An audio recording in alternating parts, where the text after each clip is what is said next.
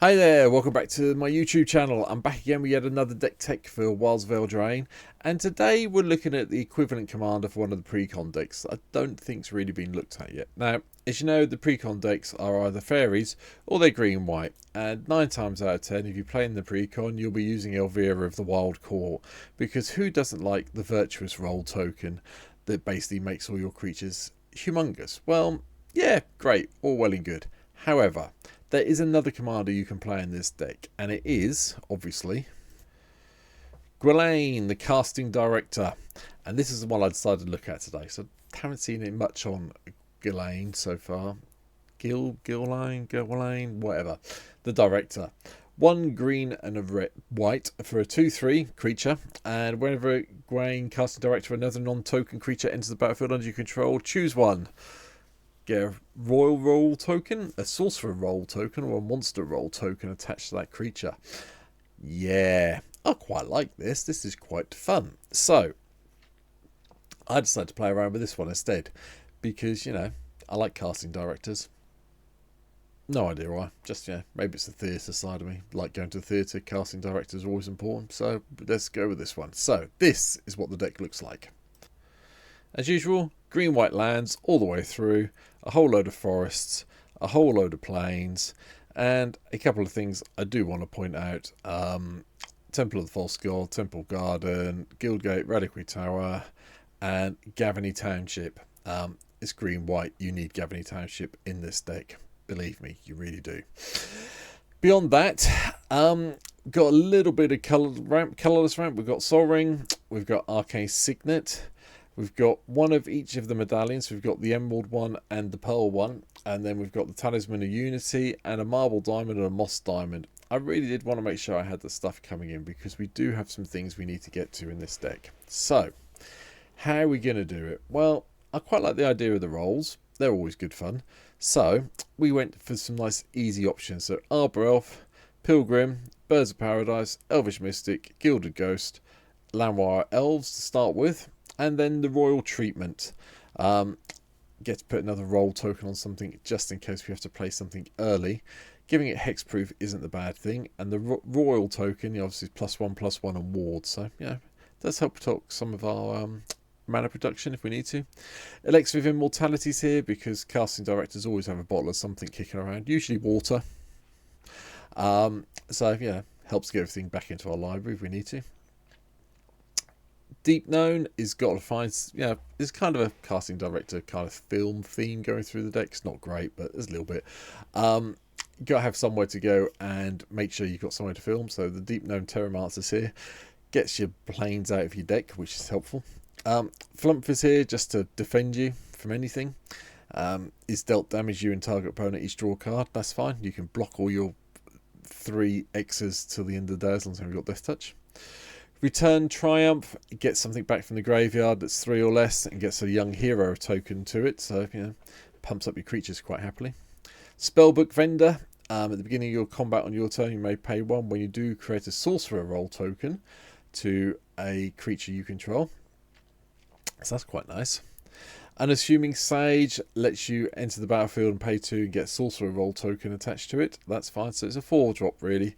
4-drop 3/3 that when it attacks scry. So think of it more as a 4-drop instead of a 2-drop. Unless you've got Grain in play, in which case all bets are off and just do it anyway. And Offenser bumps up all your creatures. And you want to put a royal roll token on this. Same with Daxos. It gives you a little bit of life gain. Put a royal token on it. Bloom Tenderer gives you some extra mana ramp. Bramble Familiar, I put in, not sure we're going to return it much to our hand, but mill 7 cards, putting a creature, an enchantment or land card from among the mill cards onto battlefield. I can see it happening maybe in the long game if we need to, but not sure at the moment. Elvish Archer is also here. Elvish Archivist, Elvish Archer, completely the wrong card. Whenever one or more artifacts enter the battlefield under your control, put a couple of +1/+1 counters on the Archivist, and whenever one or more enchantments enter the battlefield under your control, draw a card. This is why it's here, because this comes into play, has an attachment to it, draws a card. Keep it going. Right. Gallia's Greeters, +1/+1 counters, treasures, help cast things, maybe life we need it. A Gaia Sage evolves, so we get even more mana. Incubation Druid, hopefully we'll get to put a +1/+1 on it, counter on it as soon as possible. Lanoir Loam Speaker makes our lands into 3/3 creatures. Obviously, this North thing, so we don't get that on it, but I think it is worth having it in. And it also has 1 mana of any colour for 2 mana, and it's a 1/3 blocker at the end of the day. We'll try it out. Lotus Cobra is Lotus Cobra. Paradise Druid is Paradise Druid, which is even better with some of the tokens on it. Sylvan Carroted, just another way of ramping up things. And then we have Lightning Greaves and the Boots to protect Gaelene, the casting director, because they always want to run away when things get heated. Maybe. Curse Courtier. Now, you're probably wondering why this is here. 3 mana for basically what is a 1/1 when it comes into play. However, get your stacks right. Put this one on the top so it resolves. This goes on the stack, then this goes on the stack. The one, this curse token goes on it, you get a royal token on it or a monster token on it, and this becomes quite a big, especially the monster one, becomes a 4/4 lifelink with trample.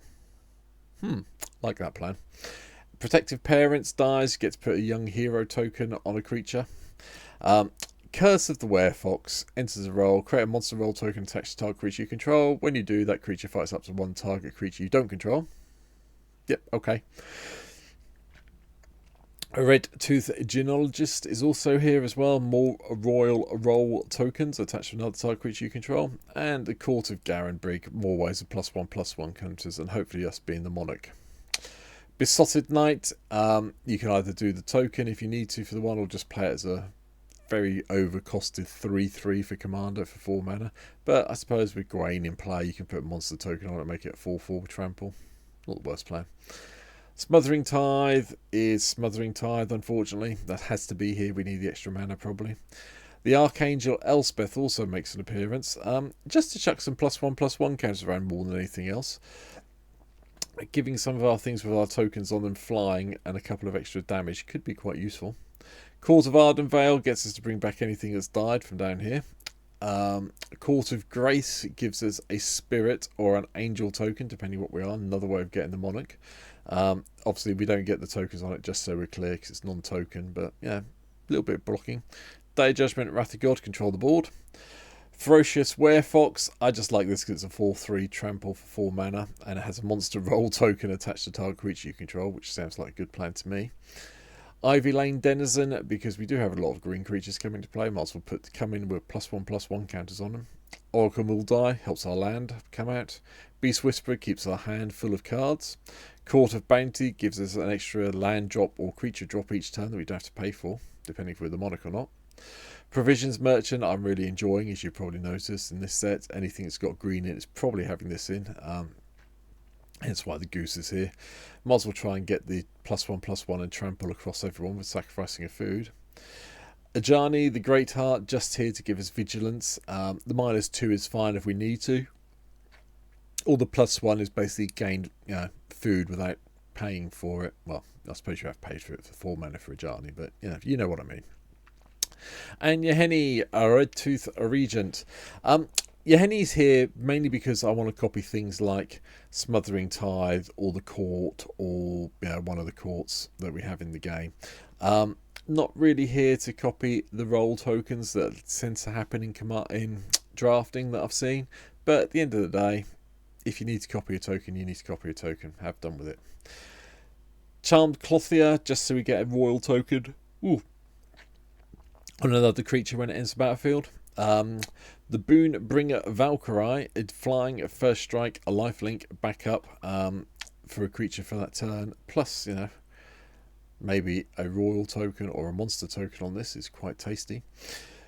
Virtue of Loyalty. Yeah, it had to appear at some stage, the virtues. I have picked them all up. They are very, very good. This one, probably better in a +1/+1 counter deck that's dedicated towards it, but at the end of the day, 2 mana for a 2/2 night creature token with vigilance. That's fine.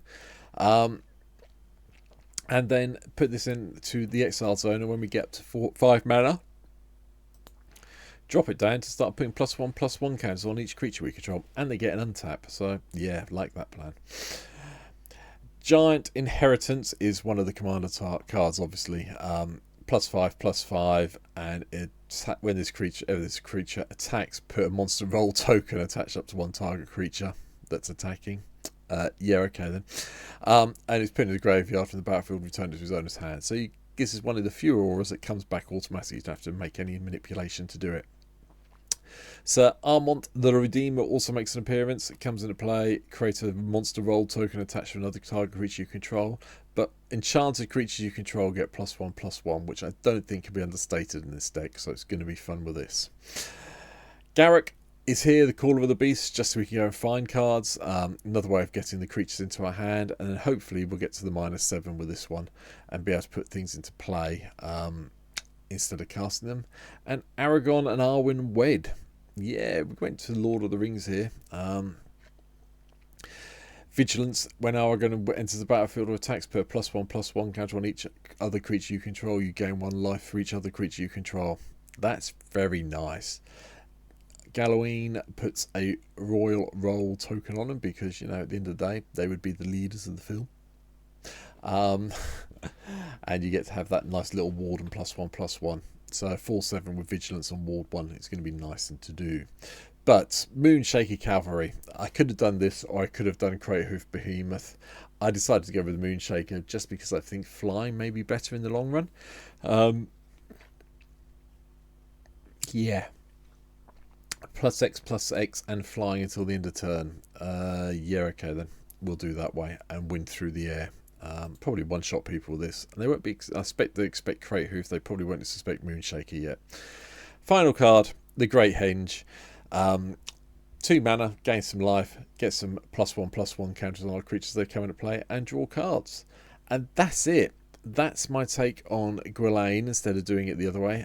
I know in the pre-con deck it's full of enchantments that are really good and so on and so forth, but I really just wanted to concentrate on getting Gaelene into play, protecting them with either the boots or the greaves, and then just keep on casting our creatures so we can get these tokens attached to them. That's the deck. Let me know what you think in the comments. Hit the subscribe button if you haven't subscribed, hit before. Bell icon so you know when the next video comes out. Come and give me a follow on Twitch. You'll see me play this deck sometime soon when I'm doing one of my streams on a Thursday night or Sunday afternoon.